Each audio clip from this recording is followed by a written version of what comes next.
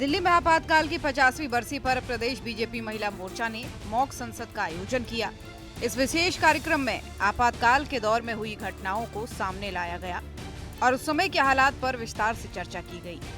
कार्यक्रम में दिल्ली की मुख्यमंत्री रेखा गुप्ता भी शामिल हुई और इस कार्यक्रम को लेकर पहले संवाददाता विनय सिंह की ग्राउंड रिपोर्ट देखिए। आपातकाल के 50 साल पूरे होने को लेकर दिल्ली में प्रदेश महिला बीजेपी द्वारा मॉक पार्लियामेंट का आयोजन किया गया है। ये हम आपको दिखा रहे हैं कि मॉक पार्लियामेंट, और यहाँ पे बाकायदा रूलिंग पार्टी का बोर्ड लगा हुआ है। जो इस मॉक पार्लियामेंट में महिलाएं शामिल हैं वो कुर्सियों पे बतौर एक सांसद के प्रतीकात्मक बैठी हैं और दिल्ली की मुख्यमंत्री रेखा गुप्ता भी इस कार्यक्रम में मौजूद हैं। आप देख सकते हैं कि दिल्ली की मुख्यमंत्री रेखा गुप्ता खुद यहाँ पे मौजूद हैं। मुख्य अतिथि के तौर पर उनको यहाँ आमंत्रित किया गया है। बाकायदा स्पीकर की कुर्सी में भी महिला बीजेपी जो कार्यकर्ता हैं उनको जिम्मेदारी दी गई है और 50 साल आपातकाल के पूरे होने को लेकर ये पार्लियामेंट एक तरह से जो आपातकाल जारी किया गया था उसको लेकर इस मॉक पार्लियामेंट में चर्चा हो रही है। जो आप देख सकते हैं कि मौन बाकायदा यहाँ पे रखा जा रहा है उन लोगों के लिए जो कि इस 50 साल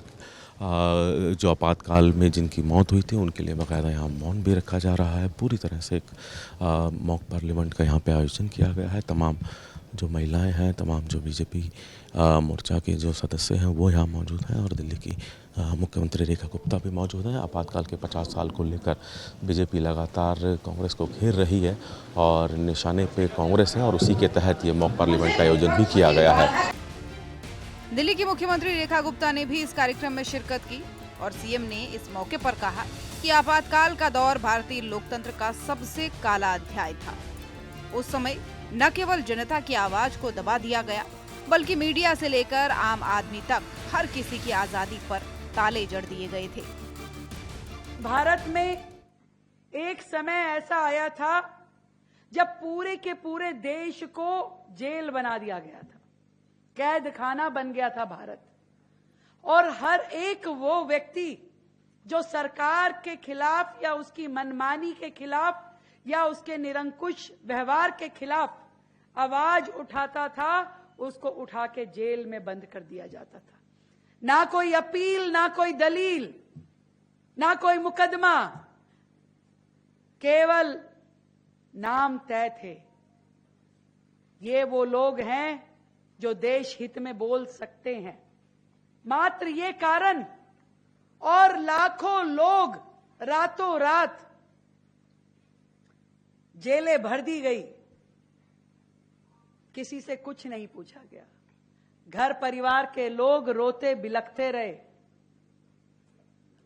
चूं तक निकलने नहीं दी, अखबार बंद कर दिए ताकि कोई छपे ना। आज का समय देखिए, छोटी सी कोई घटना दुर्घटना होती है तुरंत मीडिया उसे उठाती है, तुरंत बताती है, फिर उस पर चर्चाएं होती हैं, सही है या गलत है।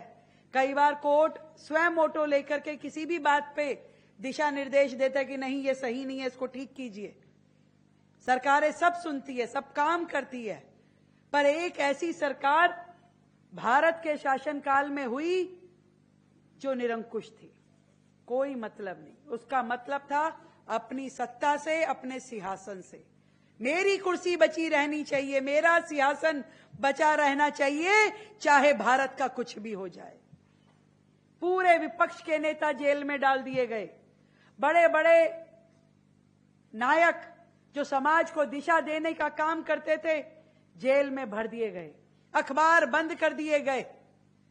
कहा गया कि कुछ भी छापोगे 2 लाइन भी तो हमसे पूछ के छापिएगा, बिना पूछे 1 लाइन छपेगी नहीं।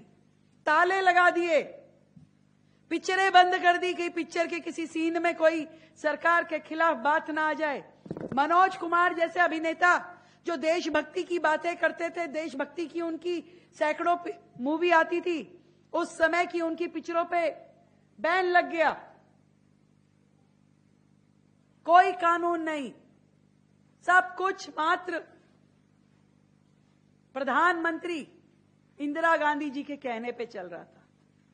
कोई आवाज उठाता था उसे कुचल दिया जाता था। लोगों ने आवाज उठाई कि देश में भुखमरी है, बेरोजगारी है, गरीबी है, उसकी ओर ध्यान नहीं जा रहा। उन्होंने कहा कि गरीबी नहीं रहेगा तो गरीबी भी नहीं रहेगी, नसबंदी पकड़ पकड़ के लोगों की शुरू करवा दी, यहां तक कि बच्चों की, युवाओं की भी। देश ने ऐसा काला अध्याय कभी नहीं देखा। दरअसल इस कार्यक्रम का उद्देश्य नई पीढ़ी को उस काले अध्याय से रूबरू कराना था, जिससे आज का लोकतंत्र मजबूत हो सके और भविष्य में ऐसी कोई स्थिति दोबारा न दोहराई जा सके। सूर्या समाचार के लिए दिल्ली से विनय सिंह की रिपोर्ट।